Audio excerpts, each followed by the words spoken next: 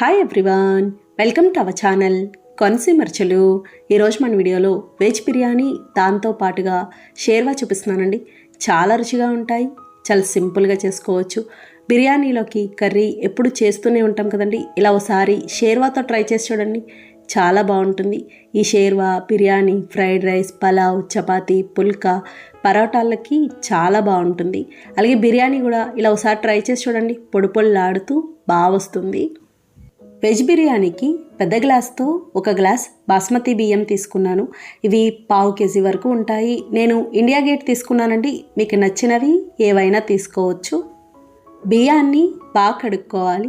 ఇలా బాగా కడుక్కున్నాక 1 గ్లాస్ బియ్యానికి అదే గ్లాస్తో గ్లాసున్నర నీళ్లు పోసుకోవాలి. కరెక్ట్గా సరిపోతాయి. ఇవి 20 నిమిషాల పాటు నానబెట్టుకోవాలి. ఇప్పుడు స్టవ్ ఆన్ చేసి ప్యాన్ పెట్టి నూనె వేసుకోవాలి. నూనెతో పాటుగా 1 స్పూన్ నెయ్యి వేసుకోవాలి. బిర్యానీకి 2 వేసుకుంటే చాలా బాగుంటుంది. నూనె వేడయ్యాక బిర్యానీ సరుకులు ఉంటాయి కదండి, అన్నీ 4 తీసుకున్నాను. చెక్క, లవంగాలు, యాలకులు, మరాఠీ మొగ్గ, అనాస పువ్వు, బిర్యానీ ఆకు, ఇలా అన్నీ 4 తీసుకున్నాను. 2 స్పూన్ల జీడిపప్పు కూడా వేసి ఫ్రై చేసుకోవాలి. ఇవి ఇలా వేగాక సన్నగా పొడుగ్గా కట్ చేసిన ఉల్లిపాయ ముక్కలు వేసి ఫ్రై చేసుకోవాలి. మీడియం సైజు ఉల్లిపాయ 1 తీసుకున్నాను. మీరు పలావ్ చేసిన, బిర్యానీ చేసిన కుక్కర్లో కంటే కూడా ఇలా విడిగా చేసి చూడండి, పొడి పొడిగా బాగా వస్తుంది. త్వరగా కూడా అయిపోతుందండి, పెద్ద టైం పట్టదు. ఉల్లిపాయ ఇలా బాగా వేగాక 1/2 స్పూన్ అల్లం వెల్లుల్లి పేస్ట్ వేసి పచ్చివాసన పోయే వరకు వేయించుకోవాలి. నేను మరీ స్పైసీగా చేయట్లేదండి, కొంచెం కమ్మగానే ఉంటుంది, ఎందుకంటే మళ్ళీ షేర్వా కూడా ఉంది కాబట్టి. ఇది కూడా ఇలా బాగా వేగాక చిన్నగా కట్ చేసిన బీన్స్ ముక్కలు 1/2 కప్పు, ఫ్రెంచ్ బీన్స్ ఉంటాయి కదండి అవి, నానబెట్టిన meal maker 1/2 cup, 1/2 cup carrot ముక్కలు, 1/2 కప్పు పచ్చి బఠానీ కాయలు ఉంటాయి కదా అవి తీసుకున్నాను. 1/2 కప్పు బంగాళదుంప ముక్కలు, 2 పచ్చిమిర్చి వేసుకోవాలి. ఇలా కూరగాయ ముక్కలన్నీ వేసి బాగా కలిపి మూత పెట్టేసి మీడియం ఫ్లేమ్లో 5 నిమిషాల పాటు మగ్గించుకోవాలి.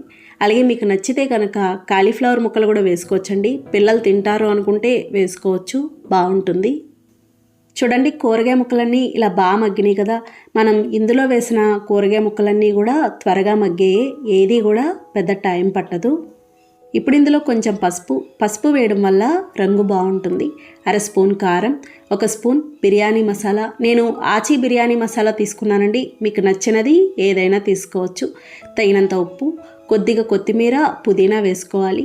1/2 కప్పు పెరుగు వేసి కలుపుకోవాలి. బిర్యానీ కాబట్టి పెరుగు వేసుకుంటే బాగుంటుంది. ఇలా ఇవన్నీ వేసి బాగా కలిపి 1 నిమిషం పాటు ఉడికించుకోవాలి, ఎందుకంటే పెరుగు వేసాం కాబట్టి. 1 నిమిషం తర్వాత ఈ విధంగా ఉంటుంది. ఇలా ఒకసారి బాగా కలుపుకొని మనం ముందుగా నానబెట్టుకున్న బియ్యం ఉన్నాయి కదండి, నీళ్ళతో సహా వేసుకోవాలి. నానిన తర్వాత ఈ విధంగా ఉంటాయి. బాస్మతి బియ్యంతో ఏం చేయాలి అనుకున్నా సరే ఖచ్చితంగా ఇలా నానబెట్టి చేసుకుంటేనే మీకు అన్నం పొడి పొడిగా వస్తుంది, రైస్ పొడుగ్గా అవుతుంది. బియ్యం వేసాక ఒకసారి కలిపి రుచి చూసుకొని ఉప్పు తగ్గితే ఉప్పు వేసుకోవచ్చు. అలాగే బియ్యం వేసాక ఎక్కువ కలపకూడదండి, ఎందుకంటే నానబెట్టిన బియ్యం కదా, విరిగినట్టు అయిపోతాయి. ఇంకా మధ్యలో ఎక్కడా కూడా కలపాల్సిన అవసరం ఉండదు. ఇలా మూత పెట్టేసి మీడియం ఫ్లేమ్లో కొద్దిగా దగ్గర పడే వరకు ఉడికించుకోవాలి. చూడండి, ఇలా దగ్గర పడింది కదా, ఇప్పుడు కొంచెం కదిపి చూస్తే ఇంకా నీళ్ళు ఉంటాయండి, ఇది పూర్తిగా ఉడకదు. ఇలా దగ్గర పడేంత వరకు మీడియం ఫ్లేమ్లో ఉండాలి. ఇలా దగ్గర పడ్డాక మళ్ళీ మూత పెట్టేసి లో ఫ్లేమ్లో ఉడికించుకోవాలి. ఇంకొక 6-7 నిమిషాల టైము అలా పడుతుంది. 6-7 నిమిషాల తర్వాత ఈ విధంగా ఉంటుంది. కొంచెం కదిపి చూస్తే ఎక్కడా తడి లేకుండా ఉంది కదండి, ఈ విధంగా వచ్చింది అంటే ఉడికినట్టే. అంతగా తడి ఉంది అనిపిస్తే కనుక మళ్ళీ మూత పెట్టేసి ఇంకొక నిమిషం పాటు ఉడికించుకోవాలి. ఇలా ఉడికాక మూత పెట్టేసి స్టవ్ ఆఫ్ చేసుకొని 20 నుంచి 30 నిమిషాల పాటు అలా ఉంచేసేయాలి. వెంటనే తీయకూడదు, వెంటనే తీస్తే ముద్దగా ఉన్నట్టుంటుంది. నేను 20 నిమిషాల పాటు అలా ఉంచేశాను. 20 నిమిషాల తర్వాత ఈ విధంగా ఉంటుంది. ఆ వేడికే మగ్గినట్టు అయిపోతుంది. చూడండి ఎంత చక్కగా ఉందో. ఇప్పుడు ఇది బాగా కలుపుకోవాలి. అస్సలు టైం పట్టదు, చాలా త్వరగా అయిపోతుంది. ఇలా విడిగా చేయడం వల్ల పొడి పొడిగా బాగా వస్తుంది. ఇలా కలుపుకున్నాక చివరిగా కొంచెం కొత్తిమీర వేసి కలుపుకోవాలి. ఇంతేనండి, వెజ్ బిర్యానీ తయారైంది. అచ్చు మనకి ఫంక్షన్స్లో చేసే బిర్యానీ ఎలా ఉంటుందో అలాగే ఉంటుంది. ఏ కూరతో తిన్నా బాగుంటుంది, కూర ఏమీ లేకపోయినా రైతాతో తిన్నా కూడా చాలా బాగుంటుంది. ఇప్పుడు షేర్వా చూద్దాము. షేర్వా కూడా చాలా బాగుంటుంది, చాలా తక్కువ టైంలో చేసుకోవచ్చు. ముందుగా షేర్వా కోసం చిన్న మిక్సీ జార్లో 1 స్పూన్ గసగసాలు, 1 స్పూన్ జీడిపప్పు వేసి మెత్తగా మిక్సీ పట్టుకోవాలి. ఇలా మిక్సీ పట్టుకున్నాక 3 స్పూన్ల పచ్చి కొబ్బరి ముక్కలు వేసుకోవాలి. పచ్చి కొబ్బరి ముక్కలు ఇలా చిన్నగా కట్ చేసుకోవాలి. కొబ్బరి ముక్కలు వేసి కొద్దిగా నీళ్లు పోసి మెత్తగా మిక్సీ పట్టుకోవాలి. నీళ్లు చూసి వేసుకోవాలండి. ఒకవేళ మీ దగ్గర పచ్చి కొబ్బరి లేకపోతే ఎండు కొబ్బరి అయినా వేసుకోవచ్చు. ఉంటే మాత్రం పచ్చి కొబ్బరి వేసుకోండి, చాలా బాగుంటుంది. చూడండి, ఇలా మిక్సీ పట్టుకున్నాం కదా, ఈ విధంగా ఉండాలి. ఇప్పుడు స్టవ్ ఆన్ చేసి ప్యాన్ పెట్టి నూనె వేసుకోవాలి. నూనె వేడయ్యాక చిన్నగా కట్ చేసిన ఉల్లిపాయ ముక్కలు, మీడియం సైజు ఉల్లిపాయ 1 తీసుకున్నాను. కొద్దిగా పసుపు, తగినంత ఉప్పు వేసి కలుపుకోవాలి. ఉల్లిపాయ బాగా వేగాలి. చూడండి, ఉల్లిపాయల బాగా వేగింది కదా, ఇలా వేగితే సరిపోతుంది.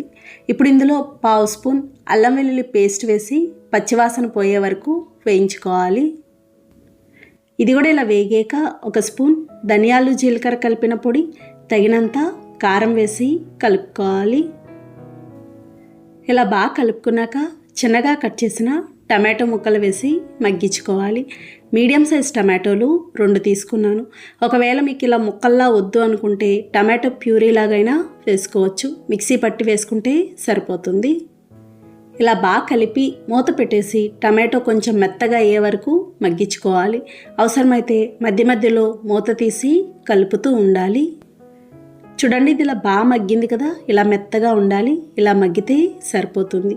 సరిగ్గా మగ్గలేదనుకోండి టమాటో ముక్కల్లా ఉంటుంది.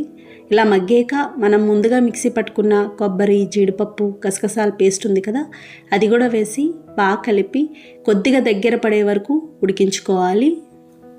చూడండి, ఇది ఇలా బాగా మగ్గింది కదా, నూనె పైకి తేలింది అంటే మగ్గినట్టే, రంగు కూడా మారుతుంది.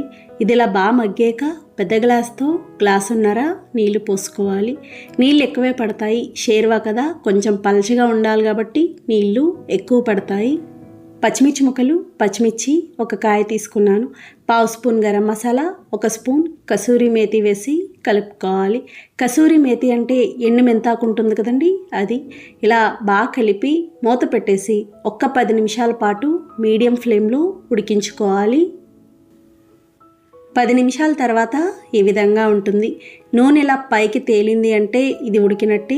అంతగా బాగా పల్చగా ఉంది అనుకుంటే ఇంకొంచెం సేపు ఉడికించుకోవచ్చు. ఈ విధంగా ఉండాలండి. చల్లారేక ఇంకొంచెం గట్టిపడుతుంది కాబట్టి ఇలా ఉన్నప్పుడే స్టవ్ ఆఫ్ చేసుకోవాలి. ఇప్పుడు చివరిగా కొద్దిగా కొత్తిమీర వేసి కలిపి స్టవ్ ఆఫ్ చేసుకోవాలి. ఇంతేనండి, షేర్వా తయారైంది. ఇలా బిర్యానీతో పాటుగా ఒకసారి పరోటాకి ట్రై చేసి చూడండి, పరోటాకి ఇంకా బాగుంటుంది. చూసారు కదా ఫ్రెండ్స్, చాలా సులభంగా 2 రకాలు తయారు చేసుకున్నాం. నచ్చిందండి వీడియో? మీకు నచ్చితే లైక్ చేయండి, షేర్ చేయండి, కామెంట్ చేయండి. Thank you for watching.